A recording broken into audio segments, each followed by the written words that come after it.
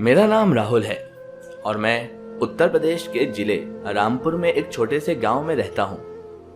ये घटना उस वक्त की है जब मेरे दोस्त दिनेश की नई नई शादी हुई थी। ये बात है 21 अगस्त 2015 की। मेरे दोस्त दिनेश की शादी शालिनी से हुई थी और दोनों एक दूसरे के साथ बहुत खुश थे। दिनेश हर रोज शालिनी को कहीं ना कहीं घुमाने को ले जाया करता था। शादी के लगभग 10 दिन के बाद की बात होगी।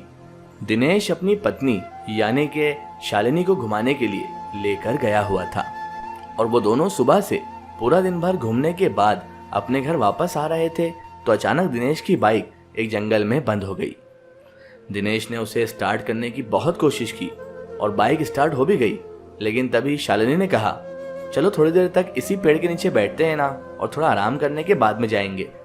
शालिनी की बात सुनकर दिनेश ने कहा, हाँ सही है।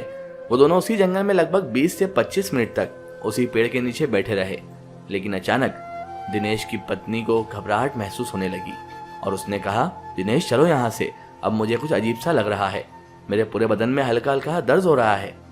दिनेश ने भी देर ना करते हुए शालिनी को बिठाया और बाइक पर वहां से सीधा अपने गांव अपने घर पर ही आकर उसने गाड़ी को रोका।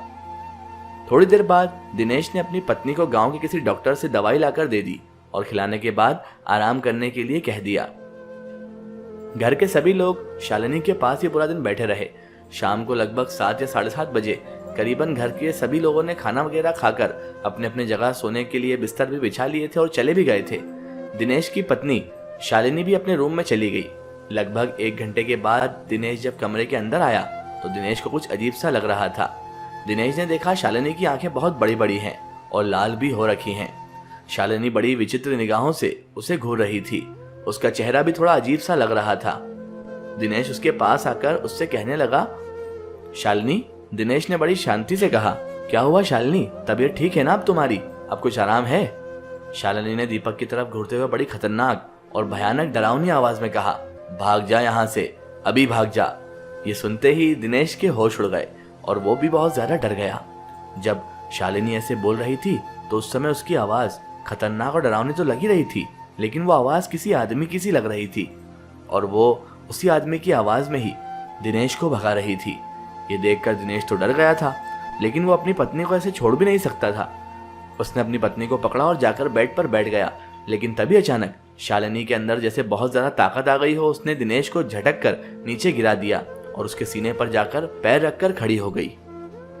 शालिनी के अंदर से किसी आदमी की आवाज में ही शब्द निकल रहे थे। वो बोल रही थी, तुझे अभी मार दूंगा, तू अभी मारा जाएगा, नहीं तो चला जा यहाँ से, इसको तो मैं लेकर जाऊंगा, अब ये मुझे अच्छी लग गई है और अब ये मेरे साथ चलेगी।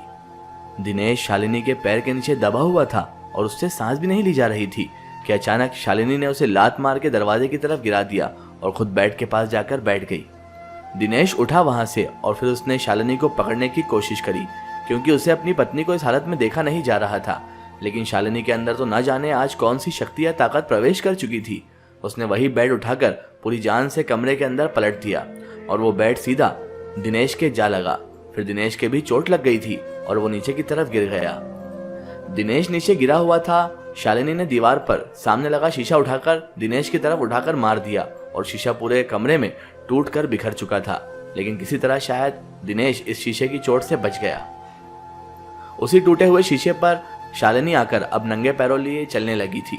जहां जहां शीशे टूट के बिखरे हुए थे, शालिनी उन्हीं के ऊपर चल रही थी और शालिनी के पैरों से बस खून ही खून बह रहा था और पूरे रूम में खून ही खून हो चुका था। शालिनी उसी खतरनाक आवाज में चीखती और चिल्ला रही थी। ऐसा लग रहा था कोई आदमी इस कमरे में चिल्ला रहा हो और तभी उसके चीखने की और चिल्लाने की वजह से घर के सभी लोग भी जाग गए और दिनेश के कमरे के पास आकर दरवाजा खोलने को कहने लगे, दिनेश दरवाजा खोलो, दिनेश दरवाजा खोलो। दिनेश ने जैसे ही दरवाजा खोला तो वहां खड़े दिनेश के घर के लोगों के तो मानो होश ही उड़ गए। इतनी बुरी हालत थी उस कमरे की कि अंदर बेड उल्टा और टूटा रखा था और पूरे कमरे में कांच ही कांच और खून ही खून हो रखा था। दिनेश ने घर के लोगों को वहां खड़े शालिनी को देखा। शालिनी का चीखना चिल्लाना और तेज हो गया। वो बस एक ही बात कह रही थी, सबको मार दूंगा, मैं तुम सब लोग को मार दूंगा, अब मारे जाओगे तुम सब लोग, चले जाओ यहाँ से, हमारे पास से सब चले जाओ, ये मेरे साथ जाएगी, इसको मैं लेकर ही जाऊंगा। और शिवानी रूम के अंदर से जो कुछ भी सामान था उसने उठा उठाकर सब लोगों पर फेंक फेंक कर मारना शुरू कर दिया था। और उसके बाद दिनेश के पापा और उसके चाचा और दिनेश ने मिलकर शालिनी को एक लकड़ी की कुर्सी में बांध दिया। लेकिन उसको बांधते ही शालिनी उसी आदमी वाली डरावनी खतरनाक आवाज में जोर जोर से हंसने लगी और तभी अचानक एकदम से वो कुर्सी उसी कमरे में हवा में उड़ने लगी और काफी देर तक छत पर चिपकी रही। ऐसा लग रहा था जैसे किसी ने कुर्सी छत पर चिपका दी हो। और तभी अचानक से एकदम झटके से वो कुर्सी नीचे फर्श पर गिरी और शालिनी के माथे से खून बहने लगा। और वहां गांव के लोग भी आवाजें सुनकर आ गए और गांव के लोगों ने आकर कहा, मेकी जाओ, कोई आदिवासी बाबा को लेकर आ जाओ, वही इसको बचा सकते हैं। अभी हमारे यहाँ उत्तर प्रदेश में आदिवासी लोग बहुत मिल जाते हैं। जंगलों में गांव से लगभग 9 किलोमीटर दूर एक आदिवासी बाबा रहते थे। गांव में किसी को भी भूत प्रेत से जुड़ी कोई समस्या होती, किसी को असरात होते, किसी को हवा बला लग जाती, तो उन्हीं के पास सब लोग जाया करते थे। बाबा ऐसी चीज के बारे में बहुत जानकार थे। दिनेश ने मुझे बुलाया और हम दोनों तुरंत बाबा को लाने के लिए निकल गए। घर से निकल चुके थे, रात का समय था। गांव की ज्यादातर सड़कें भी ठीक ठाक तो नहीं थी, फिर भी हम गाड़ी को फुल स्पीड में भगाते हुए लगभग 10 मिनट में उस जंगल में उस बाबा के पास पहुंच गए। हम दोनों ने बाबा को सारी घटनाएं बताई कि क्या हो रहा है और क्या नहीं हो रहा है। बाबा ने हमारी बात ध्यान से सुनी और कहा, जाओ ये बाल्टी उठाकर सामने से पानी भरकर ले आओ। दिनेश ने थोड़ी हैरानी भरी नजरों से बाबा की तरफ देखा, लेकिन फिर हम दोनों उस कुएं से पानी लेकर आ गए। बाबा ने थोड़ा सा पानी एक डब्बे में रखा और न जाने कौन से मंत्र पढ़ने लगे। बाबा ने लगभग 5 मिनट तक मंत्र फूंक कर उस पानी को हमारे हाथ में दे दिया और कहा, जाओ पूरे कमरे में इसको छिड़क देना, किसी तरह से आज की रात बिता लो और कल हम इसका समाधान कर देंगे, क्योंकि कल मंगलवार है और हम मंगल या इतवार को ही ये सब देखते हैं।